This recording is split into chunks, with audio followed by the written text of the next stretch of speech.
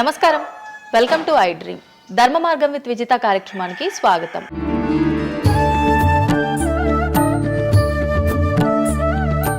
ప్రస్తుతం మనతో పాటు ఉన్నారు ప్రముఖ జ్యోతిష్యులు వేణుస్వామి గారు. ఇప్పుడు వారితో మాట్లాడి మరిన్ని విషయాలు తెలుసుకుందాం. ముఖ్యంగా మనకెన్నో సందేహాలు ఉంటూ ఉంటాయి, వాటి గురించి అడిగి తెలుసుకునే ప్రయత్నం చేద్దాం. నమస్కారం అండి. నమస్తే తల్లి. ఓం నమో వెంకటేశాయ. వెంకటాద్రి సంస్థానం బ్రహ్మాండే నాసికించిన వెంకటేశ సమోదేవో నా భూతో నా భవిష్యతి. ఇప్పటి వరకు కూడా రకరకాల విపత్తులు అయితే మనం చూసాం. గత ఉగాది మన కొత్త సంవత్సరం నుంచి కూడా ఇప్పటి వరకు చాలా విపత్తులు చూసినాం. అంటే పంచభూతాల్లో ఒక్కొక్కటి ఒక్కొక్క ప్రళయంగా, అగ్ని ద్వారా కావచ్చు, గాలి ద్వారా కావచ్చు, రకరకాలుగా. ఇప్పుడు ఈ గ్రహాల మార్పుల వల్ల ఏవో రాబోతున్నాయని, మొన్న రీసెంట్గా బ్రహ్మంగారి ఇల్లు కూలింది అని, అంటే ఎక్కడ ఏ మూలన ఏం జరిగినా కూడా దాన్ని ప్రతి ఒక్కదానికి లింక్ చేసి దానివల్ల ఏదో దుష్ప్రభావాలు రాబోతున్నాయి, దీనివల్ల ఇబ్బందులు పడబోతున్నారని చెప్తున్నారు. మరి ఈ 2026 మనమైతే ఉగాది నుంచి చూసుకుంటాం, కానీ ఆంగ్ల నూతన సంవత్సరం రాబోతోంది. దీని ద్వారా మనకు ఉగాది వరకు ఈ మధ్య కాలంలో ఎలా ఉండబోతోంది, గ్రహాలు రాశుల పరంగా చూసుకుంటే, పంచభూతాల పరంగా చూసుకుంటే, తర్వాత మనకి సంవత్సరం మారిన తర్వాత ఎలా ఉండబోతోంది. సో రాబోతున్నటువంటి సంవత్సరం పేరు కూడా చాలా చాలా చాలా కాంట్రవర్షియల్ నేమ్, పరాభవనామ సంవత్సరము. పరాభవము అంటే ఓటమి, అవమానముతో కూడిన ఓటమి అని అర్థం. పరాభవము దుర్యోధనుడికి మయసభలో జరిగినది పరాభవము. సో అలాంటి పరాభవము ఎవరికి జరుగుతుంది అంటే, ఎవరి జాతకంలోనైతే ఏలినాటి శని ఉందో, 6వ స్థానంలో శని ఉన్నాడో, 8వ స్థానంలో శని ఉన్నాడో, 12వ స్థానంలో గురువు ఉన్నాడో, వాళ్లకు ఈ సంవత్సరం సంచలనాలు ఉండబోతా ఉన్నాయి. అది మేషరాశి కావచ్చు, మీనరాశి కావచ్చు, సింహరాశి కావచ్చు. సో ఇలాంటి వారికి ఈ సంవత్సరం పెను సంచలనాలు ఉండేటువంటి అవకాశాలు ప్రస్ఫుటంగా కనిపిస్తూ ఉన్నాయి. సో ఇది ఓవరాల్గా సంవత్సర ఫలితము. ఇక 12 రాశులకు సంబంధించి ముందుగా మేషరాశి కనుక తీసుకున్నట్లయితే, మేషరాశికి ఈ సంవత్సరము ఏలినాటి శని నడుస్తూ ఉంది. సో ఏలినాటి శని ఒక పక్క గురువు బాగాలేడు, ఒక పక్క రాహు బాగాలేడు, ఒక పక్క కేతు బాగాలేడు. సో ఇలాంటి సందర్భంలో పెను సంచలనాలకు కారణభూతమయ్యేటువంటి అవకాశం ఉంది. సో విద్యార్థులకు ఉత్తీర్ణత శాతం తగ్గుతుంది, కోరుకున్న ప్లేస్మెంట్స్ రావు, వీసా రిజెక్ట్ అయ్యే అవకాశం ఉంది. ఉద్యోగస్తులకు పై అధికారుల వల్ల సమస్యలు ఉంటాయి, ప్రమోషన్లు ఆగిపోతాయి. సో బదిలీలు చాలా దూరంగా బదిలీలు అయ్యే అవకాశం కనిపిస్తూ ఉంది. రాజకీయ నాయకులకు ఫెయిల్యూర్స్ కనిపిస్తూ ఉన్నాయి, ఉన్న పదవులు కోల్పోయే అవకాశం కనిపిస్తుంది, ఎన్నికలలో ఓటమి కనిపిస్తూ ఉంది. రైతులకు మొదటి పంట కంటే రెండవ పంట బాగుండే అవకాశం ఉంది. కళాకారులకు, క్రీడాకారులకు అవకాశాలు తగ్గిపోయి ఆదాయం తగ్గిపోయే అవకాశం ఉంది.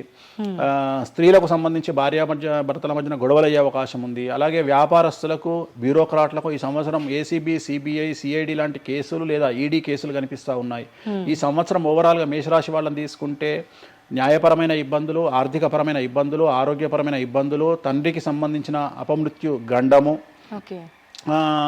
అలాగే న్యాయపరమైన చిక్కులు, వాహన ప్రమాదాలు, భార్యాభర్తల మధ్యన గొడవలు, ఇవన్నీ మేషరాశి వారికి కనిపిస్తూ ఉన్నాయి. మరి ఏం చేసుకోవాలా అంటే, తిరునల్లా శనీశ్వర ఆలయంలో ప్రత్యేకమైన శని పూజ నిర్వహించుకోవడంతో పాటు నలుపు రంగు దుస్తులకు దూరంగా ఉండడము, నలుపు చెప్పులు, నలుపు వాహనాలకు దూరంగా ఉండడము, లెదర్ వస్తువులకు దూరంగా ఉండడము, నలుపు లెదర్ వస్తువులకు దూరంగా ఉండడం వల్ల సమస్యల నుండి గట్టెక్కుతారు. ఏడాదంతా వీటికి దూరంగా ఉండాలి. మరి నెక్స్ట్ వృషభ రాశి. సో వృషభ రాశి వారికి ఈ సంవత్సరం 100కు ఇంచుమించుగా 75% అనుకూలంగా ఉంది. రాహువు, కేతువు, గురువు, శని అనుకూలత కనిపిస్తూ ఉంది. చాలా బాగుండబోతా ఉంది. ఈ సంవత్సరం మే నుండి విపరీతమైన రాజయోగం పట్టబోతా ఉంది. చాలా అనుకూలంగా ఉంది. విద్యార్థులకు ఉత్తీర్ణత శాతం ఉంటుంది. స్త్రీలకు అనుకూలమైన ఫలితాలు ఉంటాయి. స్త్రీలకు మీ ఇంట్లో కమాండింగ్ అంతా మీదే ఉంటుంది. రాజకీయ నాయకులకు ఎన్నికలలో విజయాలు సాధిస్తారు. డబ్బులు ఎక్కువ ఖర్చైనా విజయాలు సాధిస్తారు. అలాగే రైతులకు 2 పంటల దిగుబడి, రాబడి బాగుంటుంది. విద్యార్థులకు కోరుకున్న ప్రదేశాల్లో సీట్లు వస్తాయి. ఉత్తీర్ణత శాతం పెరుగుతుంది. అవివాహితులకు వివాహ యోగ సూచనలు కనిపిస్తున్నాయి. సంతానం లేని వారికి సంతాన యోగం కనిపిస్తూ ఉంది. వ్యాపారస్తులకు, అన్ని రంగాల వ్యాపారస్తులకు అనుకూలమైన ఫలితాలు ఉండబోతా ఉన్నాయి. క్రీడాకారులకు, కళాకారులకు అవకాశాలు, ఆదాయము పెరుగుతాయి. ఓవరాల్గా ఈ సంవత్సరం పూర్తి స్థాయిలో మీకు ఎటువంటి సమస్యలు కనిపించడం లేదు. చాలా బాగుంది కాబట్టి మీకు ఎటువంటి రెమెడీస్ అవసరం లేదు. వీలైతే సోమవారం నాడు శివాలయంలో రుద్రాభిషేకాన్ని నిర్వహించుకోండి. సో నెక్స్ట్ మిథున రాశి. ఈ సంవత్సరం ఏదైనా రాశి 100కు 110% అనుకూలంగా ఉంది అంటే మిథున రాశి. సో గురువు, రాహువు, కేతువు అన్ని గ్రహాలు అనుకూలంగా ఉన్నాయి. పట్టిందల్లా బంగారంగా ఉంటుంది. గురువు అతిచారం వల్ల మీ జాతకం చాలా బాగుండబోతా ఉంది. గత 10 సంవత్సరాల నుండి మీరు పడుతున్నటువంటి కష్టాలన్నీ తొలగిపోయే అవకాశాలు కనిపిస్తూ ఉన్నాయి. సో కొత్త స్పీడ్తో ముందుకు వెళ్ళండి, కొత్త కొత్త ఆలోచనలు చేయండి, ఎంత గొప్పగా జీవితంలో ముందుకెళ్లాలో ప్లాన్ చేయండి, చాలా గొప్పగా ఆలోచించండి, చిన్నగా ఆలోచన చేయకండి. గురువు విపరీత రాజయోగాన్ని ఇవ్వబోతా ఉన్నాడు. దైవబలం మీకు అనుకూలంగా ఉంది, గురుబలం మీకు అనుకూలంగా ఉంది, శనిబలం మీకు అనుకూలంగా ఉంది. కాబట్టి కొత్త కొత్త వ్యాపారాలు ప్రారంభించండి, విపరీతమైనటువంటి చాలా గొప్పగా కలలు కనండి, ఆ కళలను సాకారం చేసుకునే దిశగా ప్రయాణం చేయండి. విద్యార్థులకు అనుకూలంగా ఉంది, ఉద్యోగస్తులకు అనుకూలంగా ఉంది, వ్యాపారస్తులకు అనుకూలంగా ఉంది, రైతులకు 2 పంటలు అనుకూలంగా ఉంది. సో ప్రతి వాళ్ళు చెరువులు, తర్వాత చేపల చెరువులు, రొయ్యల చెరువులు పండించే వాళ్ళకు అనుకూలంగా ఉంది, పౌల్ట్రీ ఫామ్ వాళ్ళకు అనుకూలంగా ఉంది, రాజకీయ రంగం వారికి అనుకూలంగా ప్రజల్లో మంచి మార్పులు కనిపిస్తూ ఉన్నాయి. స్త్రీలకు మీదే కమాండింగ్గా ఉంటుంది, కుటుంబంలో మీరు ఏం చెప్తే అది జరిగేటువంటి అవకాశాలు కనిపిస్తూ ఉన్నాయి. సో మిథున రాశి వారికి పూర్తి స్థాయిలో అనుకూలంగా ఉంది. ఎటువంటి రెమెడీస్, ఎటువంటి పూజలు అవసరం లేదు. అద్భుతం అయితే వీళ్ళది. నెక్స్ట్ కర్కాటక రాశి. సో నెక్స్ట్ కర్కాటక రాశి. సో కర్కాటక రాశి వారికి కూడా ఇంచుమించు 90% అనుకూలంగా ఉంది. కాకపోతే ఇక్కడ ఉన్న సమస్య ఏంటి అంటే మే వరకు 2026 మే వరకు కొద్దిగా వీళ్ళకు గురువు 12వ ఇంట్లో ఉన్నాడు కాబట్టి కాళ్ళు చేతులు విరిగే అవకాశం ఉంది, దెబ్బలు తగిలించుకునే అవకాశం కనిపిస్తూ ఉంది. జాగ్రత్తగా ఉండండి. సాధ్యమైనంత వరకు yellow colour, lemon yellow colour దుస్తులు ధరించే ప్రయత్నం చేయండి. చాలా అనుకూలంగా ఉండబోతూ ఉంది. రాజకీయ రంగంలో ఉండే వాళ్లకు విపరీతమైనటువంటి విజయాలు సిద్ధిస్తాయి. జనాల్లో అనుకూలమైన వాతావరణం ఉంటుంది. వ్యాపారస్తులకు విశేషించి అనుకూలంగా ఉంటుంది. విద్యార్థులకు అనుకూలంగా ఉంటుంది. అలాగే రైతులకు అనుకూలంగా ఉంటుంది. కళాకారులకు, క్రీడాకారులకు మరీ అనుకూలంగా ఉంటుంది.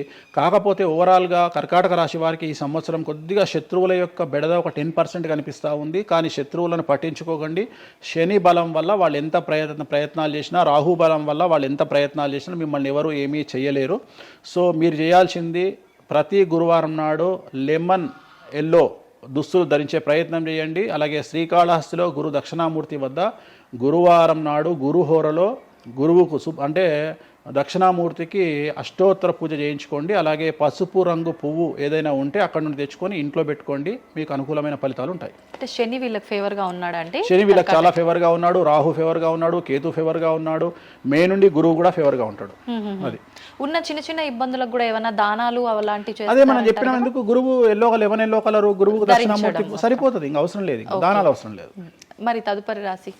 సో నెక్స్ట్ సింహరాశి. సింహరాశికి ఈ సంవత్సరం అష్టమ శని నడుస్తూ ఉంది. గురువు వ్యతిరేకమైన ఫలితాలు, రాహు కేతువు చాలా నెగిటివ్గా ఉన్నారు. సో ఇంచుమించుగా 4 గ్రహాలు వ్యతిరేకమైన దిశలో ఉన్నాయి. అష్టమ శని అంటే తల్లికి ఆరోగ్యపరమైన ఇబ్బందులు ఉంటాయి, మానసికమైన ఇబ్బందులు ఉంటాయి, శారీరకమైనటువంటి అనారోగ్య సమస్యలు ఉంటాయి, అలాగే ఆర్థికపరమైన ఇబ్బందులు, న్యాయపరమైన చికాకులు ఉంటాయి. జాగ్రత్తగా ఉండండి. నలుపు రంగు దుస్తులకు దూరంగా ఉండండి. విద్యార్థులకు సమస్యలు, ఉద్యోగస్తులకు సమస్యలు, వ్యాపారస్తులకు సమస్యలు, ఈడీ కేసులు, పోలీస్ కేసులు, బ్యూరోక్రాట్స్కు సిబిఐ కేసులు, రైతులకు పంటల దిగుబడిలో నష్టము, కళాకారులకు, క్రీడాకారులకు వాళ్ళ అవకాశాలను ఇతరులు దక్కించుకునేటువంటి అవకాశం కనిపిస్తూ ఉంది. స్త్రీలకు భార్యాభర్తల మధ్యన గొడవలు. సో ఓవరాల్గా సింహరాశి వారికి ఏ రంగంలో వారైనా సమస్యలు కనిపిస్తూ ఉన్నాయి. అష్టమ శని ప్రభావం కనిపిస్తూ ఉంది కాబట్టి నలుపు రంగు దుస్తులకు దూరంగా ఉండండి. తీరు నల్లార్ శనీశ్వర ఆలయంలో ప్రత్యేకమైన శని పూజను నిర్వహించుకోవడం ద్వారా సమస్యల నుండి గట్టెక్కుతారు. ఓకే. సో నెక్స్ట్ కన్యారాశి. ఈ సంవత్సరం కన్యారాశి వారికి ఇంచుమించు 75% అనుకూలంగా ఉండబోతా ఉంది. శని, అలాగే కుజుడు, రాహువు, కేతువు, గురువు అనుకూలతల వల్ల చాలా అనుకూలంగా ఉండబోతా ఉంది. ఒకే ఒక్క సమస్య ఈ సంవత్సరం ఉండేది, భార్యాభర్తల మధ్యన ఈగోలు కానీ క్లాషెస్ కానీ వచ్చే అవకాశం ఉంది. సో కాంప్రమైజ్ అవ్వడానికి ప్రయత్నించండి. భార్య దగ్గర భర్త, భర్త దగ్గర భార్య కాంప్రమైజ్ అవ్వండి. ఈగోలకు పోవద్దు, జెలస్లకు పోవద్దు. ఆర్థికపరమైన అంశాల్లో జాగ్రత్తగా ఉండండి.